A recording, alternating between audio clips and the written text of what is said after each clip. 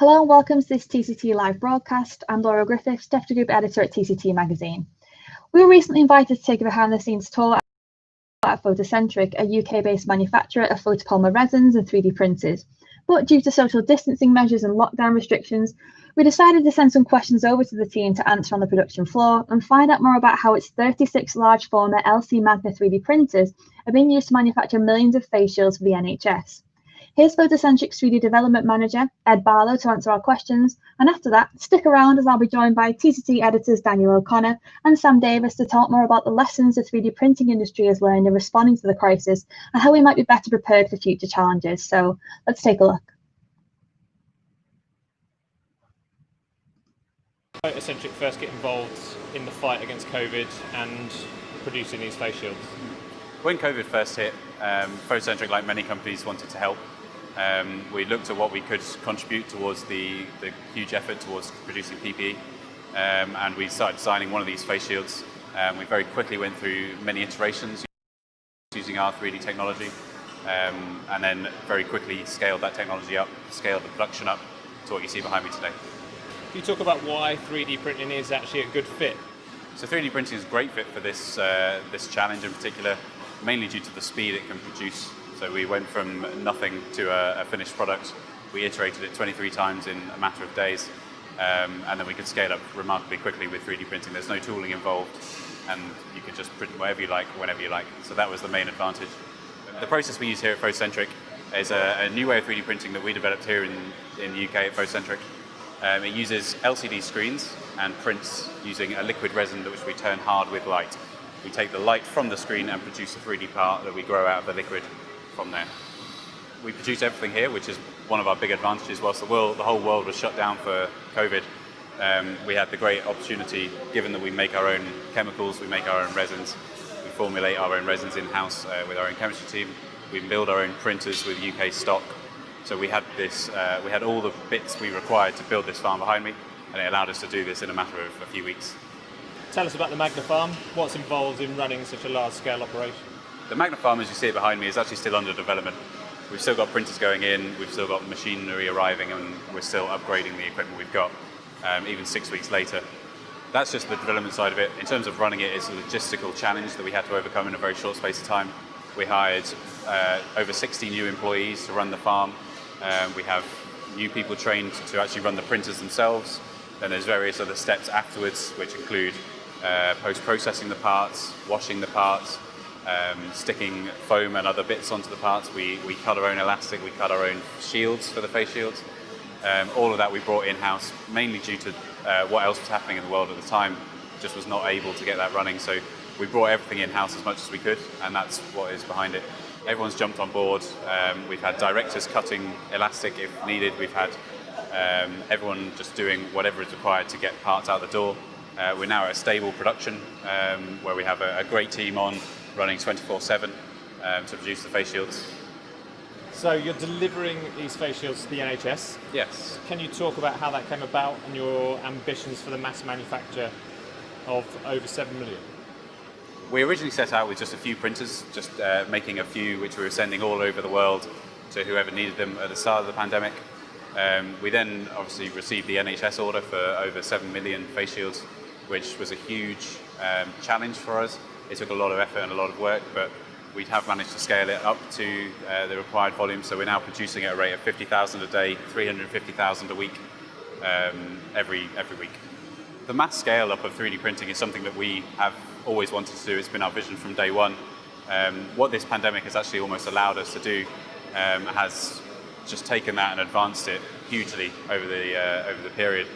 Has there been any hesitation from end users around using 3D printed products? There hasn't been any hesitation towards using a 3D part from the customers. They've actually embraced it quite well, and a lot of people find it quite an exciting thing that it's been produced with a technology previously not used for this sort of mass scale production. So it's quite a novel thing, and it's also very well suited to the production method. Obviously you've scaled this up in the fight against COVID and protecting the NHS workers. What are your plans moving forward once this pandemic ceases to exist? Coronavirus has given us a means to rapidly scale up what we were always intending to do, which is custom mass manufacture. This Magna farm behind me is the first of many. It's something that we are rolling out as a company strategy going forwards. Is much bigger production lines with 3D printing at its heart. 3D printing as a whole is really still in its gestation period. It's mainly used for prototyping, tooling, that sort of thing. The mass manufacture is something mostly still unattainable because of the material costs, because of the equipment costs. This behind me is the first of many, and it will be something that we continue as a business going forwards. As we grow, we'll be having many more Magna farms in many different industries going forwards. And what, on the subject of industries, what industries do you think this technology can actually benefit? This sort of scale of manufacture is actually appropriate to many industries. For the first time, our technology is being able to compete with injection molding. You can produce every object individually, at scale, very quickly. The real benefit we provide in the 3D printing is really the cost. That's why we're able to make these at such a competitive rate compared to even existing technologies such as injection molding or foam or various other methods. Where those other manufacturing methods fall down is that they can't scale, and they can't scale quickly. Everything has such a long lead time to get tooling that it's just unfeasible to produce what was needed in the short space of time. And with the way we've done it is that actually it rebalances where different technologies fit in. We can now produce scale whilst still at a competitive price, which typically isn't done with 3D printing. I think COVID as a whole has changed the way the industry looks at 3D printing and changed the way the world looks at 3D printing. As a whole, 3D printing did step in when other technologies weren't able to get there, and it did provide a great solution to many of the challenges faced by health workers and various other departments. What we've managed to do, I think, is scale and build a long-lasting model that's competitive with many of these technologies going forwards, not just in the short scale of the coronavirus challenge. So my name's Ed Barlow. I'm a 3D. Thanks, Ed, for that interview. And that was Ed, so the 3D Development Engineer of Photocentric. I think I may have said manager before, but not to worry too much there, hopefully.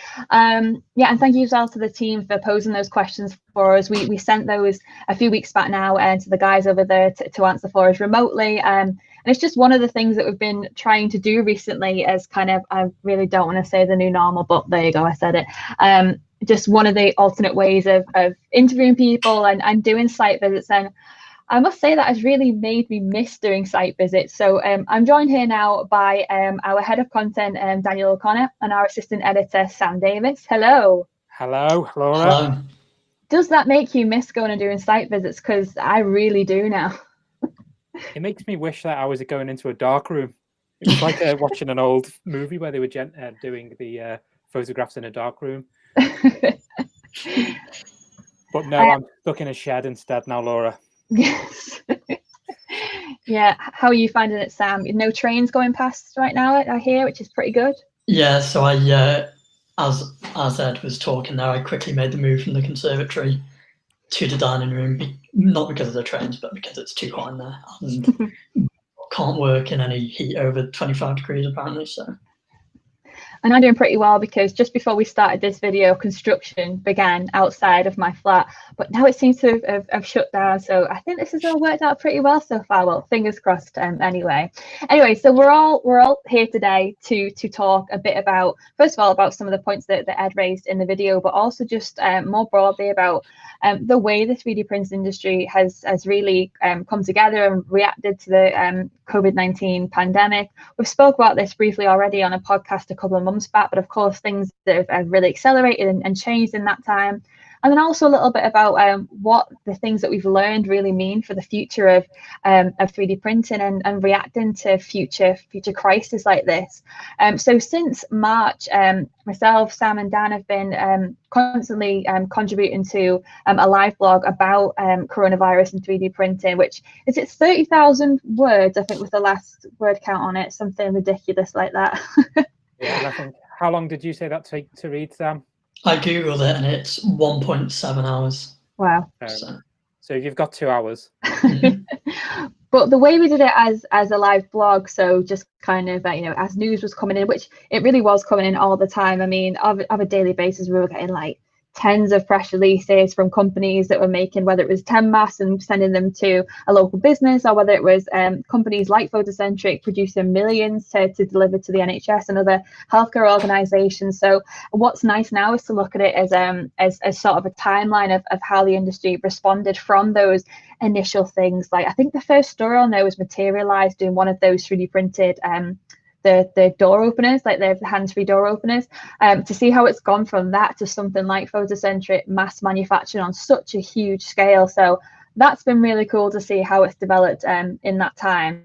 And of course, there are plenty of applications and loads of reasons why 3D printing is a good fit for something like this. And many of them are reasons that we already cite all the time for why 3D printing is a good fit for things like supply chain gaps and, you know, making things at the point of demand, and you know how many you need, when you need them, and just speeding up that whole design to manufacture process. So I just wanted to talk to you both first, just a little bit about the key applications that we've seen so far where 3D printing has kind of had the biggest impact during this pandemic. And I guess Sam, we'll start with you, just kind of any big examples or kind of the real highlights that you've seen.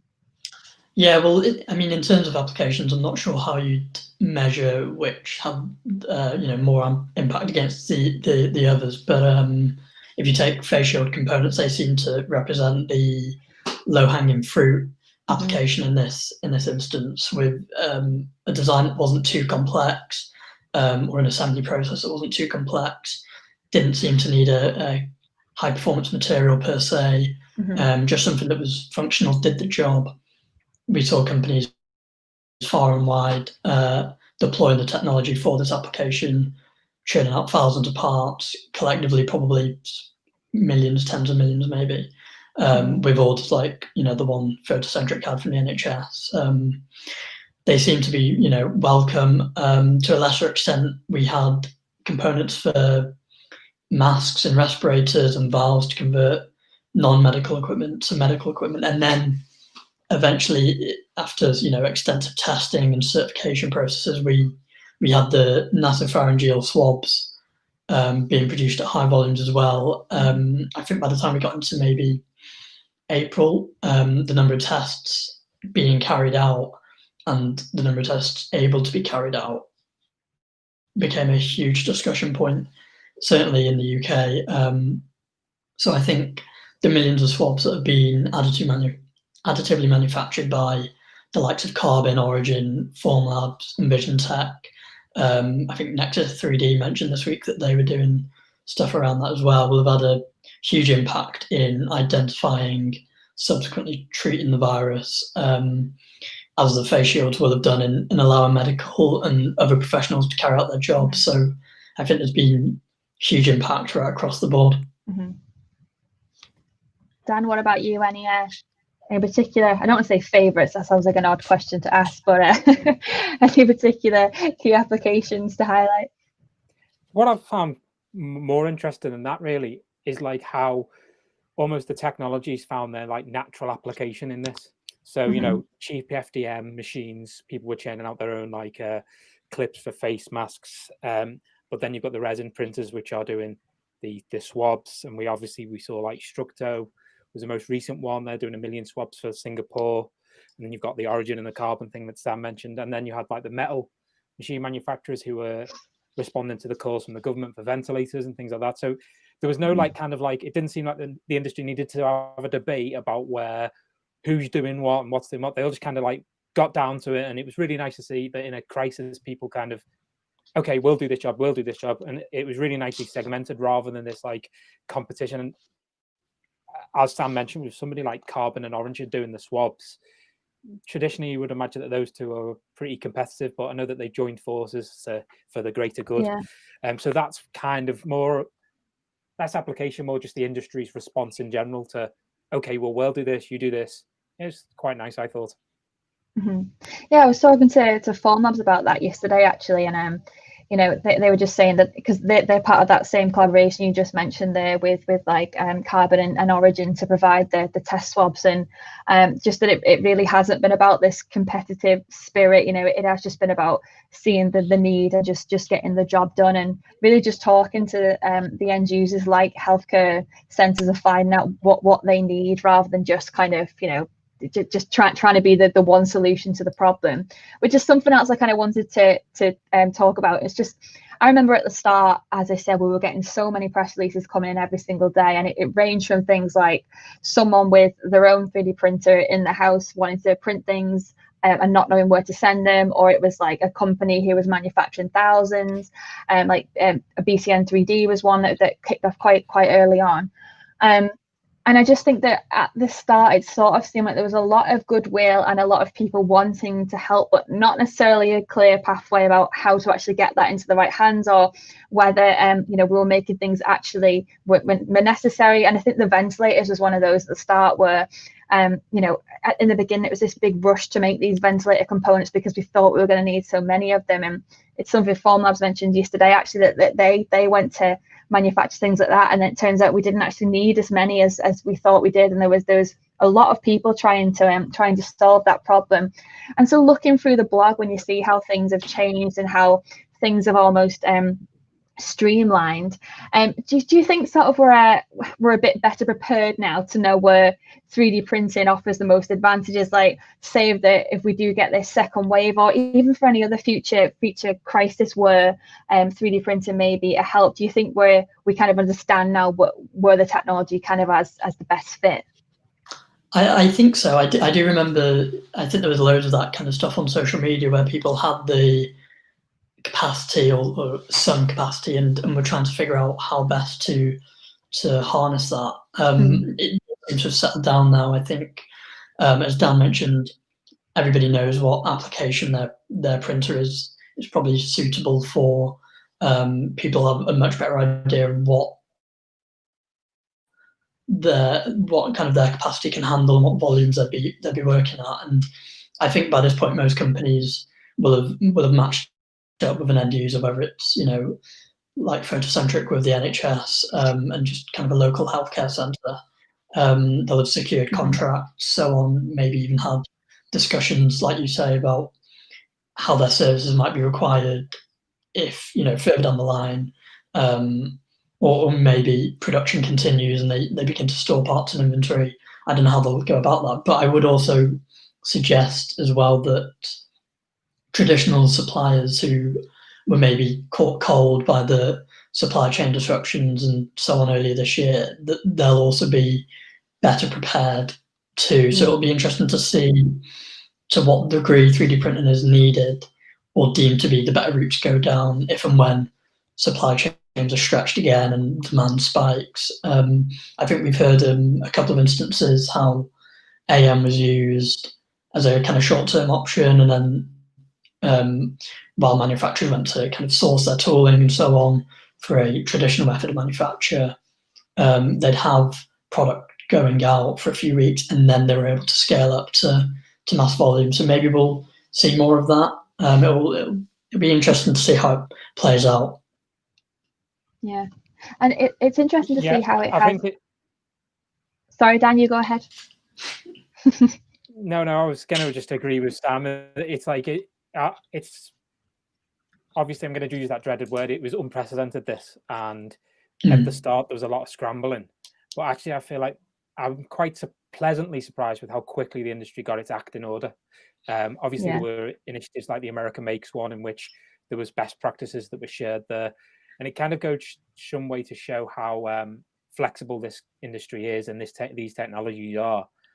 But I still think that as good as it all is, and it all seems on the surface, I think it's going to be very difficult to tell how much of an impact it did make. Like I quite like your point earlier, Sam, about all of these things you'd expect that they would make an impact. But the reason that we're having to deal with so many PPEs is because of a short-sightedness from a government and not supplying the materials in the first place. Really, we should have been stockpiling all that stuff.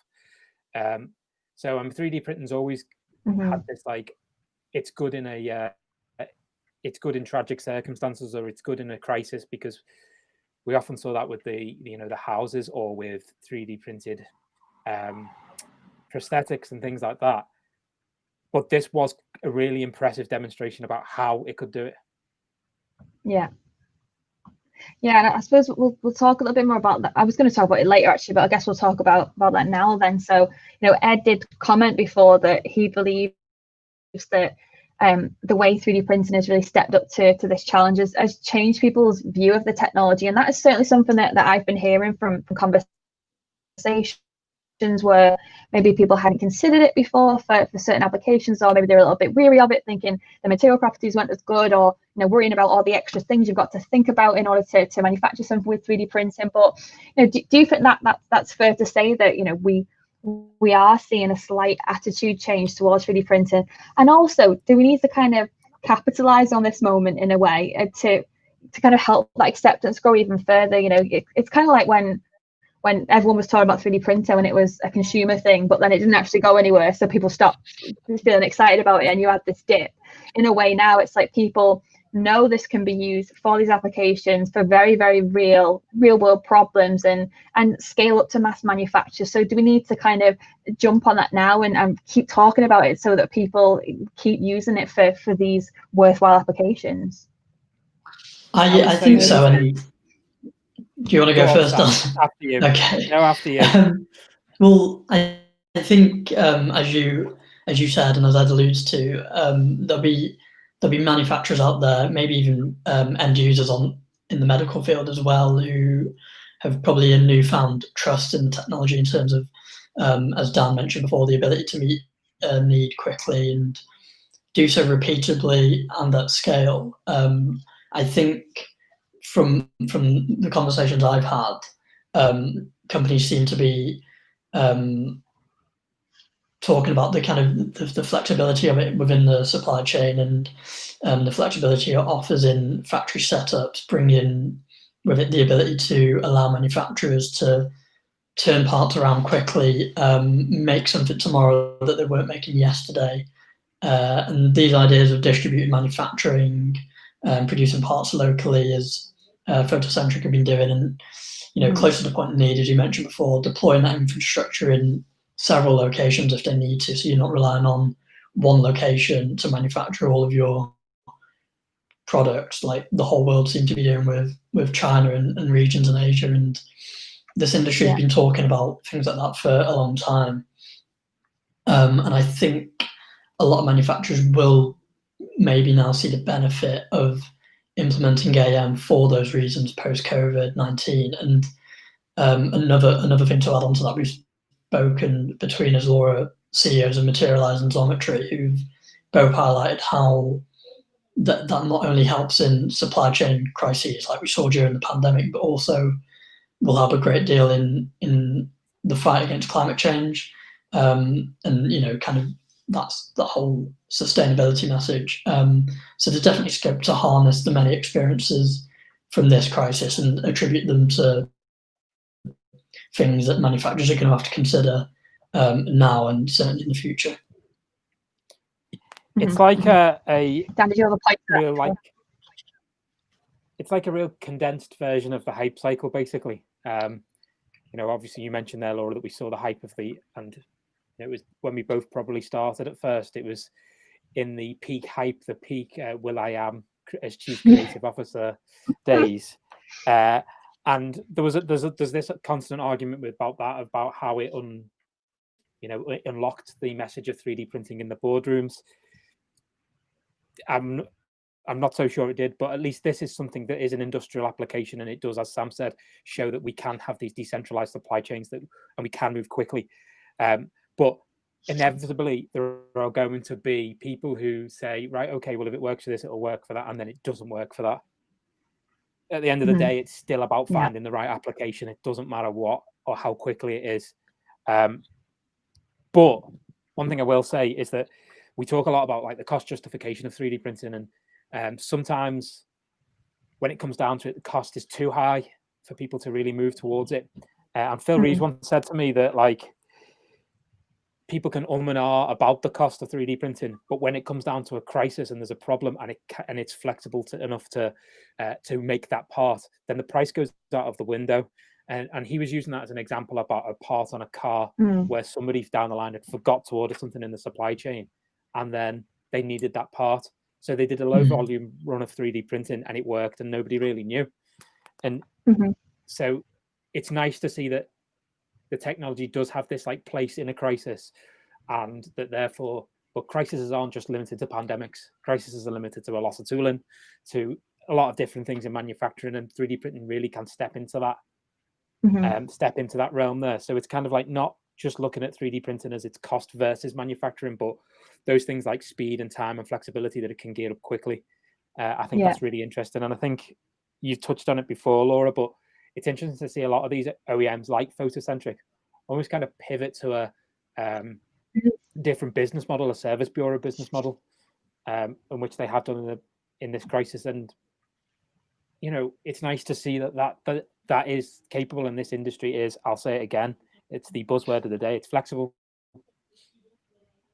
No, it's true. And as you said, especially for a business like Photocentric, which isn't traditionally supplying parts to customers, you know, they manufacture materials and they manufacture printers as well. So there's a lot of businesses doing that. I think it was the report from Context we had a couple of months back now, which said very early on about companies shifting from selling machines to using their machines, you know, to make parts. And while none of them really see that as a long-term business strategy, it's certainly something they can do in the interim. And in fact, there's a service provider who I spoke to, so Christina Perla, who is the CEO of MateLab, and they're a Boston-based 3D printing provider. She said, funnily enough, even though they're a service provider already, that for all the work that they kind of lost during the first couple of months of the crisis, or April to May, I think it was, that they actually made up for that with the demand for PPE. So it's another way of showing that, you know, 3D printers are not just built for one thing. Like you can very quickly change up whatever design you need to print at the time. And you know, that's amazing to me that in that 2 months that they were able to patch that with providing items for this crisis.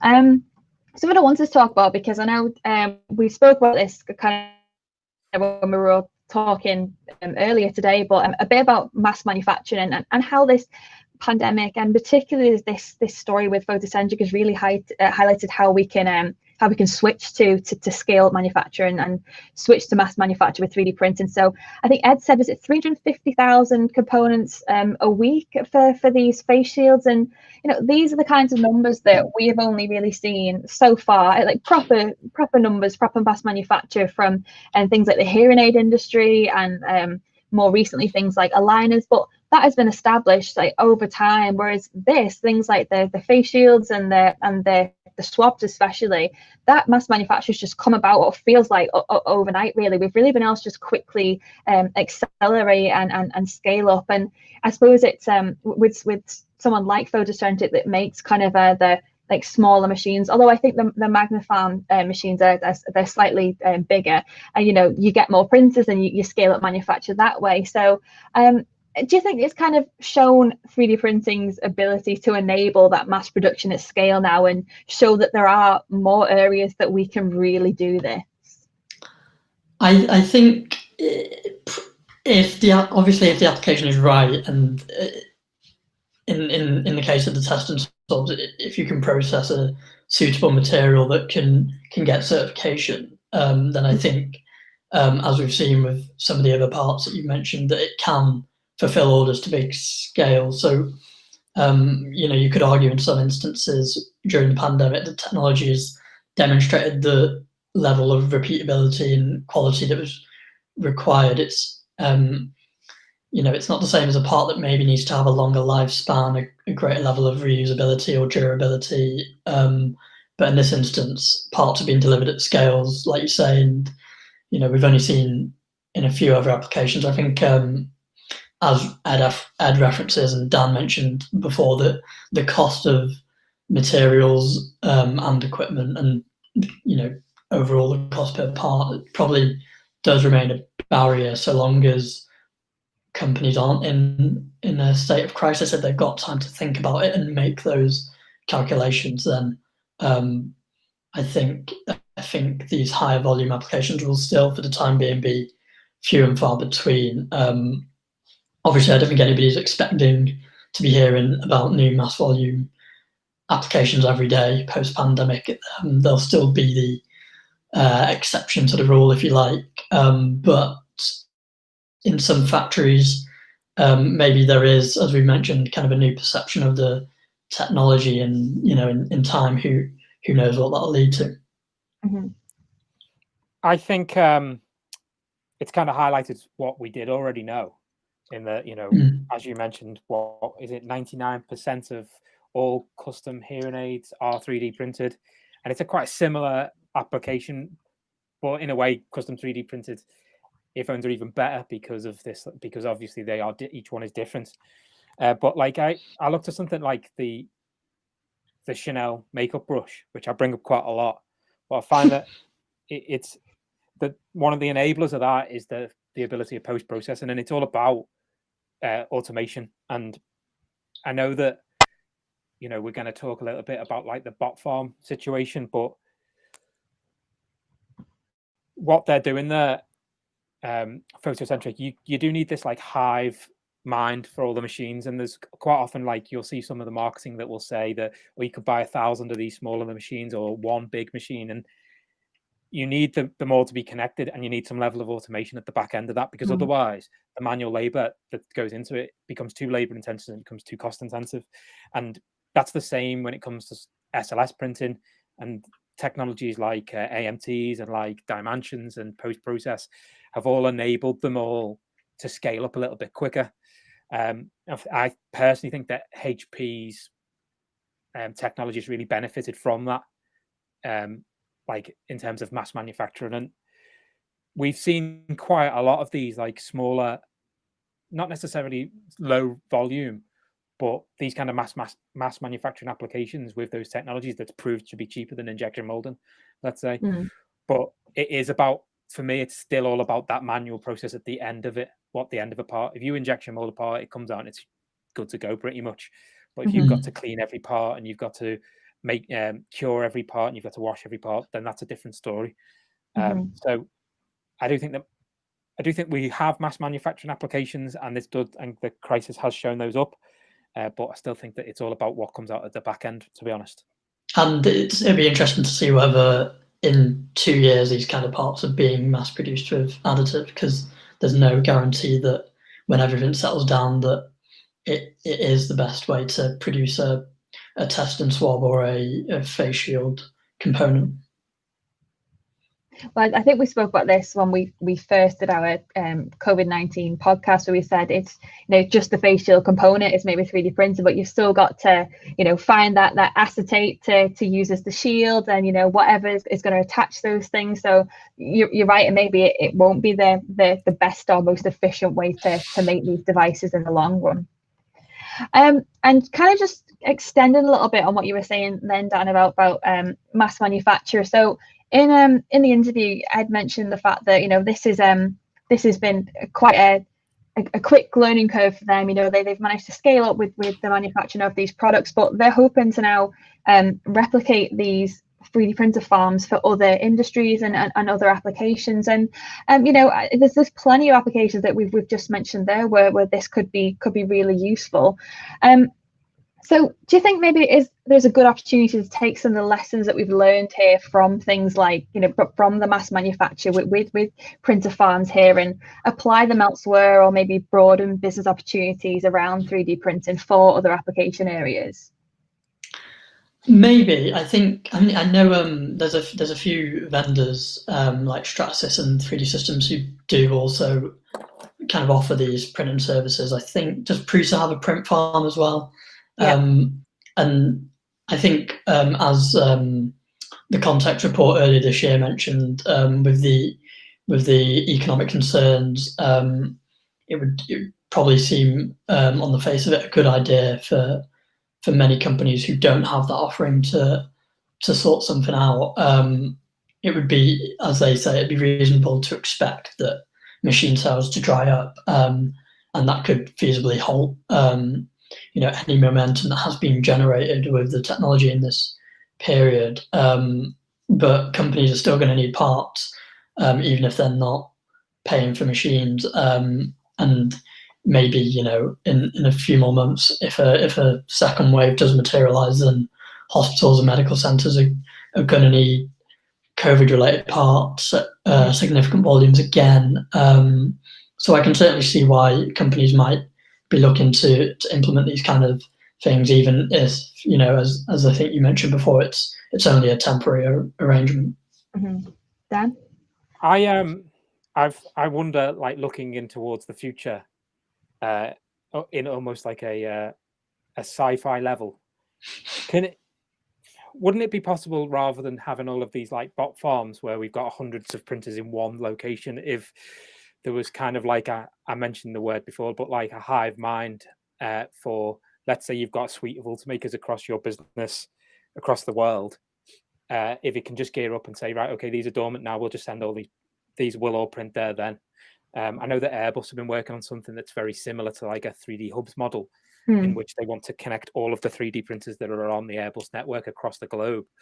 And, you know, it wouldn't be unfeasible to say that, okay, these are all of the dormant printers. And one of the like things that we have, the reasons that we're shaping the program differently for TCT 360 was to do with this, like, that there's a lot of dormant machinery in the world. And as we said, that we saw very early on in the pandemic that people were saying, who had a 3D printer, how can I help? And that does sometimes, you know, is a little bit more of a hindrance occasionally. But if the software was there to say, I know that Carbon's printers are all connected to the cloud, let's say, and to say, right, okay, we need X amount, these are the printers across the globe. We noticed that you've got dormant, you've got latent capabilities in there. Can we launch your 3D printer? Or do you agree to donate your 3D printer to this? Almost like an organ donor card to these causes. It would be quite nice, rather than, I mean, because who's got room for 1,000 printers in their house or in their factories? So it would be quite nice to see this kind of like, although we talk about a decentralized, it doesn't necessarily have to mean that all of the machines, they can all still be connected. And in this world of smart locations, smart things, and the Internet of Things, we may have the capability to do that, but I think probably that's a bit pie in the sky. I mean, I feel like when 3D Hubs announced what they were doing, I feel like there was maybe a certain level of that they were trying to do it with their users. But you are right, you know, it would take some really smart software to be able to apply that on a truly large scale, and it will be interesting to see. Was it Airbus you mentioned before are doing something similar? It'd be interesting to see what that turns out to look like. Yeah, I mean, that Airbus application is really interesting. It's just like a private 3D hubs basically on their platform. It's very difficult, and there's a lot of firms who go around saying that, oh, we didn't know that this part of the company had this 3D printer, we didn't know that. So basically you sign up to it yourself if you've got a 3D printer sitting on your desk or in your engineering shop, and then ultimately their goal is to have like the tier 1 and tier 2 suppliers come onto that and say that what facilities that they have. So there are all of these, and I know that there is a lot of software out there, the likes of Value Chain, who are trying to like do this like interconnected thing with all of the 3D printers on somebody's network. But I would imagine there is, I mean, I am sitting next to a dormant 3D printer here, not plugged in, and I think that I've kicked the extruder head off, but you know, it's here if anybody needs it. We're always the worst advertisements for dormant 3D printers. I think I've got 2 at my mum and dad's house that just never get used. So, oh well. I'm a journalist, not an engineer. I think we'll wrap it up there. But it's just, I think what's important from this conversation is it has kind of highlighted, and the things that Ed was talking about in the interview about where the things that we've learned could really benefit future manufacturing, and also just kind of feedback into the 3D printing industry as well, in terms of what people actually need of this technology and where it can be best placed to help. So thank you both for joining me to talk more about this, and thank you again to Ed and to Photocentric as well for doing that interview for us. We really appreciate it, and hopefully it's something that we can do a little bit more of in future. And thank you for tuning in and watching this TCT live broadcast. We do invite you to join our new Discord server after this. So we will be just hanging out in there. There's a lot of people from the 3D printer community already in there. So we'll put a link in the in the YouTube comments, so you can go in and join us in there. And if you've got any questions about this, or got anything that you want to share that maybe you've been doing with 3D printing and the fight against COVID, then that is the place to post it. We have a special COVID-19 channel within the server where we're just directing all that chat. So yeah, come in and chat to us and chat to members of the additive manufacturing community there afterwards. So thanks very much, and see you soon. Thanks, everybody. Goodbye.